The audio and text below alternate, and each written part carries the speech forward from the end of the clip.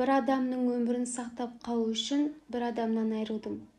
Екеуі де ең жақын адамдарым. Мен ол кезде 24 жастағы қызбын. Бір жігітпен сезім жарастырып жүріп, жүкті боп қалдым. Ол бастапқыда үйленетінін айтып сендірген. Кейін әкесінің қатты ауырып жатқанын желеулетіп, қазір үйлене алмайтынын айтты. Осы аралықта менің анамның көкірегінен қатерлі ісік анықталып, операция жасалды. Бірақ операциядан соң омырауы іріңдеп асқынып кетті.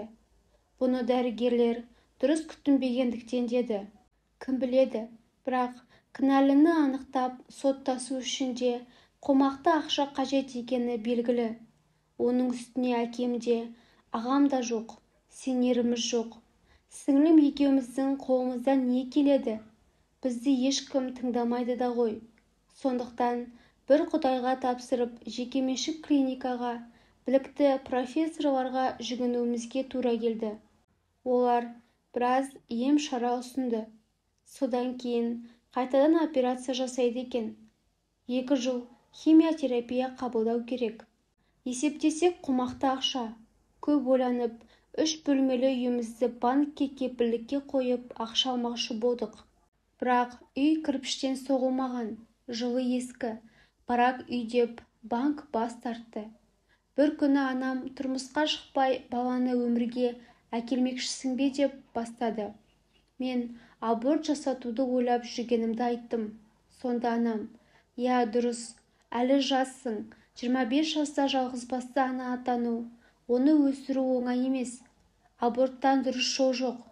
Ақыры аборт жасап, оны өлтірмекші екенсің. Ойлан, мүмкін Құдай оны бекерге сенің құрсағыңа бекітпеген шығар.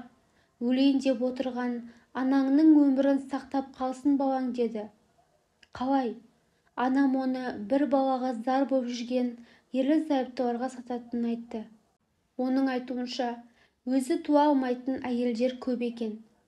Анам бұрын ауруханаларда, перзентханада, кейін жекеменшік медорталықтарда санитар болып жұмыс істеген. Бұл тұрғыда танысы көп екен. Анам күнде мен өлсем деп жылап, өсиетін айтып отыратын. Сондықтан да менің бар ойым анамның өмірін сақтап қалу болды. Одан басқа еш нәрсе ойламадым. Анам баламды алатын адам тапты. Алдын ала ақшаның біраз бөлігін алғанбыз. Анам ем-дом қабылдап операцияға дайындалып жүрді. Ай сайын тексеруден өтеді. Ай күнім жетіп босандым. Баламды бөгде адамға берген кезде менде ешқандай өкініш сезімі болмады. Қолға қомақты ақша алғаныма мәз болдым. Анама операция жасалды. Одан кейін дәрігер бақылауында болды. Әр 3 ай сайын химиотерапия алды. Осылай баламды сатып алған ақша анамның емінен артылмады. Содан бері 5 жыл уақыт өтіпті. Шүкір, анам аман-есен, денсаулығы тәуір. Сіңлім тұрмысқа шыққан, бір қызы бар. Қазір қызы 3 жаста, тәтті қылықтар шығарған. Оны көрген кезде менің қызым кімге ұқсайды екен? Оны ешкімге бермей өзім өсіргенде қазір 5 жасқа толар еді деп жүрегім сыздайды. Бірақ ол қазір қасымда болғанда анамның өмірін сақтап қала алмас едім. Осылай өзімді жұбатам. Жыл басында мен де өз теңімді тапқанмын. Бірақ жігіт жасың 30-ға кепті, жүкті болған күні үйленем деп шарт қойған. Шариғат бойынша некемізді қиып кездесіп жүрміз.